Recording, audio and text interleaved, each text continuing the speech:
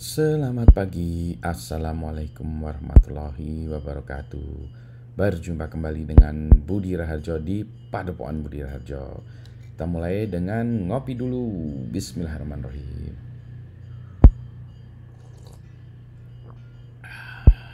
Sedapnya. Wah, ini memang sedap sekali ya. Pagi-pagi, ini minggu, pagi, kelabu. Harus disodok dulu sama kopi ya, supaya mata ini jadi gitu ya. Habis itu mau ngapain? Habis itu kita bahas topik yang berat. Kita bahas topiknya adalah ini, data science gitu ya. Jadi sebetulnya apa itu definisi dari data science? Sekarang ramai dibicarakan, ada banyak hal yang lagi ramai dibicarakan. Salah satunya adalah tentang data science. Nah, jadi data science itu apa? Nah, menurut Anda data science apa? Tadi sudah saya kasih sneak preview gambarnya ya. Jadi ceritanya begini. Saya sendiri bertanya-tanya tentang data science. Kok data science? Memangnya data itu perlu disainskan? Dalam bayangan saya ya, kalau yang namanya sains itu kan ilmu pengetahuan ya, sains gitu ya. Itu kayak matematik. Matematik kita mempelajari rumus gitu ya. Turunkan ini, cari persamaan gitu. Fisika kita melihat ini definisi Pak Budi ya, melihat lingkungan hidup maksudnya alam ya. Gimana sih, ada gravitasi, ada kecepatan kendaraan segala macam, ini kenapa bisa bergerak segala macam ya, fenomena alam itu kemudian kita turunkan menjadi sebuah persamaan. Hukum Newton kepala saya itu rumus lagi, matematika, fisika, kimia juga. Wah, ini di alam ini ada zat ini, zat itu, kenapa kalau dicampur bisa menjadi bahan yang ini, kita membuat baterai bahannya ini itu gitu ya. Lagi-lagi ini juga kayak sihir gitu ya, ini dicampur ini menjadi apa gitu. Tapi juga ada rumusnya juga ya. Molekul hidrogen, dulu berapa ditambah oksigen, hidrogen tambah oksigen menjadi air gitu. Satuannya berapa tuh ya? Dua molekul hidrogen tambah H2O. Kok jadi lupa kimia ya. Hidrogen tambah oksigen, angkanya ada berapanya dikali ya, 2H2 ditambah O2 menjadi 2H2O itu ya kali. Kayak gitu ya kali ya. Lagi-lagi apa? Rumus, ada rumusnya. Nah, kalau saya ngikutin terus ya ke sana, berarti data itu harus ada rumusnya juga ya. Tapi belum gitu. Nah, jadi data science juga masih, bagi saya itu masih masih sesuatu yang ini ya, yang agak tanda tanya. Tapi kalau ini ya, analoginya adalah bahwa gini, kita punya data. Kemudian data ini kita apakan? Kalau tadi persamaan, fisika ya, kita ini kan carikan persamaannya segala macam.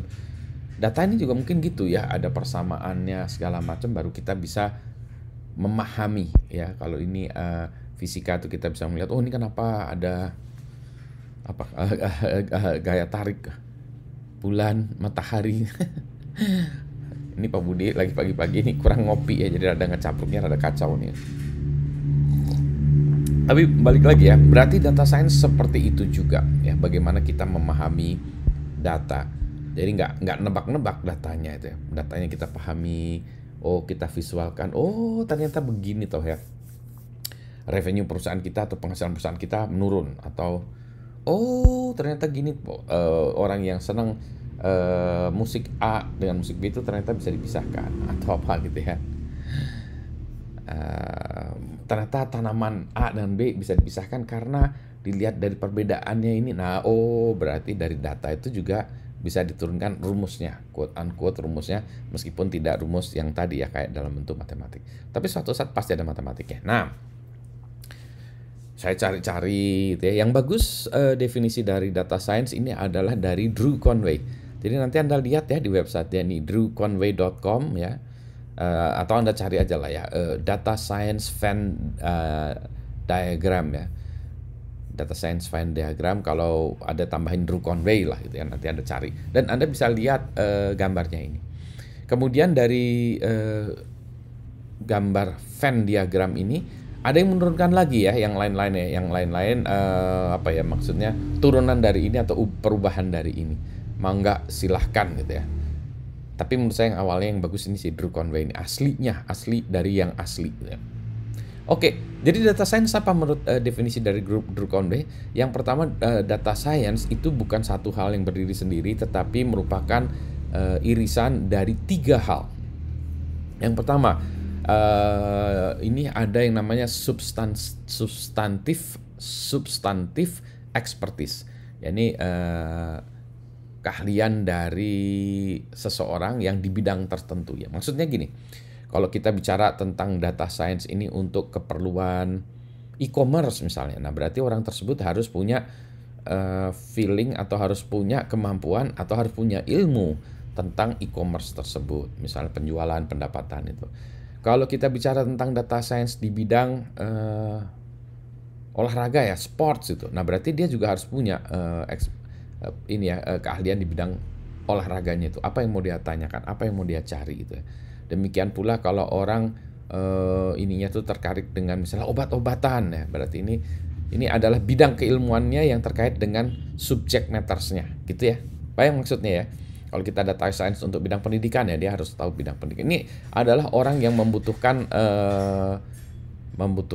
itu tadi ya, data science tadi. Dia harus menjawab pertanyaan-pertanyaan tertentu, ya. Nah, biasanya bagaimana dia menjawab pertanyaan tersebut? Dia bisa mengumpulkan data, kemudian data itu dia gunakan dengan menggunakan statistik yang sebelah kanan atasnya. Math and statistic knowledge. Nah, jadi dia memiliki kemampuan statistik untuk melakukannya. Maka itu irisan keduanya disebutnya namanya traditional research. Oke, kita ambil dari berapa? 500 sampel binatang ini ya. Ada binatang antara kucing dan anjing, maka kita bisa bedakan kucing dan anjing itu berdasarkan apa. Oh ya, itu dari statistiknya bisa kita lihat. Berdasarkan data orang yang mengakses situs web kita, maka bisa kita pastikan bahwa itu 75% berasal dari Indonesia, 20% berasal dari Amerika. Nah itu juga gitu dari traditional research. Maka tampilan harus menggunakan bahasa Indonesia.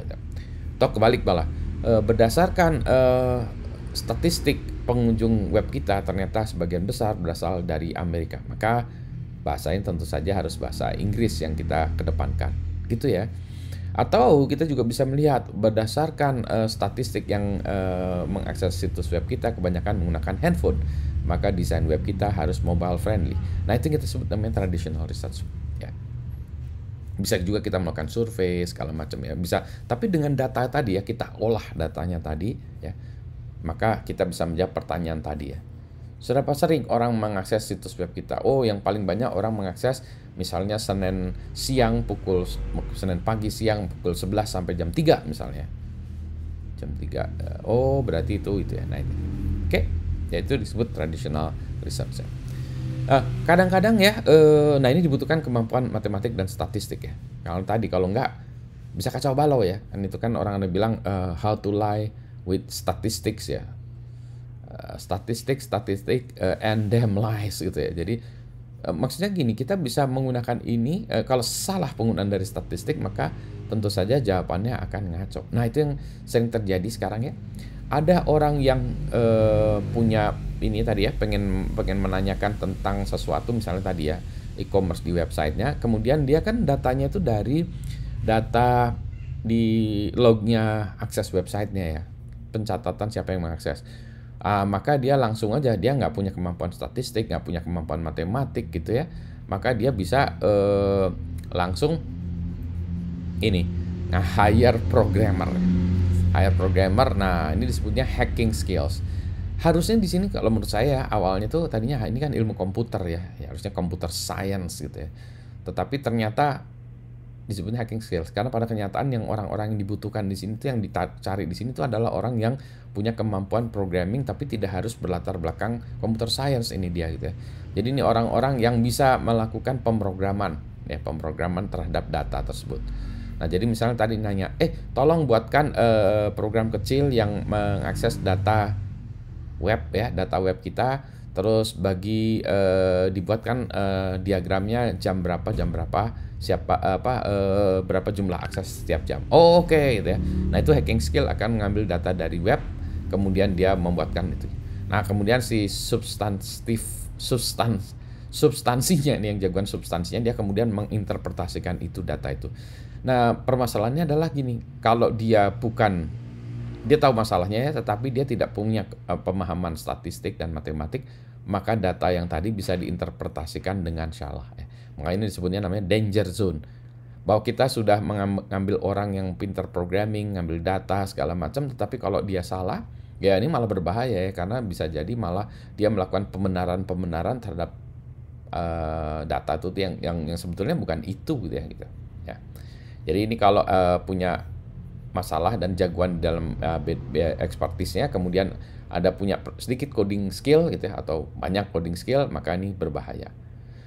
Di sisi lain, kalau ada orang yang jagoan statistik ya, matematik, kemudian memiliki kemampuan programming, nah ini biasanya menurut Drew Conway di sini disebut machine learning ya. Ya, dia punya kemampuan matematik, coding, dia bisa membuat program AI ya, machine learning di sini.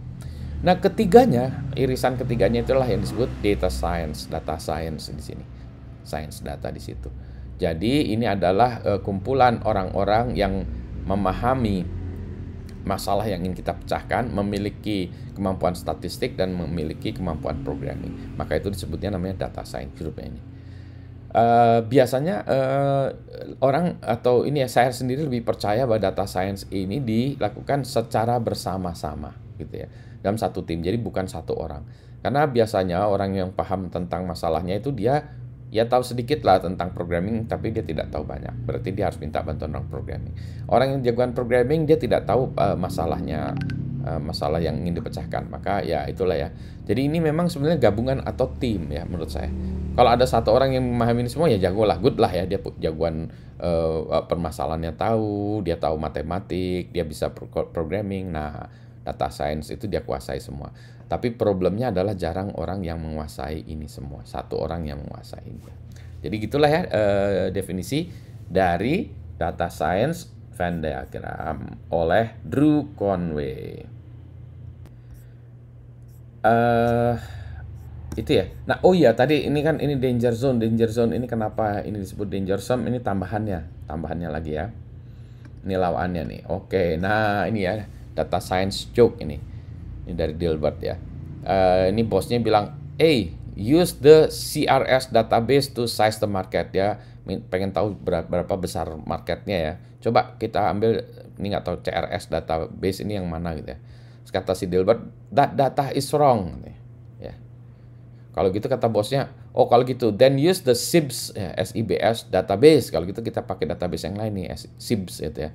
Kata Gilbert, that data is also wrong, kata Gilbert. Kalau gitu kata bosnya, can you average them gitu. Jadi datanya salah dari sini, data salah. Oh kalau gitu rata-rata dari keduanya aja ya, dari dua database itu ya, kata bosnya gitu. Kata Dilbert, ya sure, I can multiply them. Dibuat rata-rata bisa, dikalikan juga bisa, dipangkatkan juga bisa, dibagi juga bisa, dikurangi juga bisa gitu. Jadi sebetulnya enggak, ini harus maknanya kita tahu apa ya. Pertama datanya harus bagus dulu ya. Baru kita bisa memanfaatkan itu, baru diproses ya, itu ada maknanya ya. Kalau datanya udah jelek, mau dikali, dibagi segala macam nggak makna. Jadi si Dilbert ini ngejek bosnya gitu ya. Mau dikaliin boleh, mau dibagi juga, dipangkatkan boleh gitu. Gitu ya. Baik, nah jadi itulah tentang data science. Semoga menjelaskan secara singkat. Nggak singkat juga sih ya, cukup panjang juga. Disambi dengan ngopi dulu ya. Supaya kita sehat pagi ini, tetap belajar meskipun cuaca mendung ya.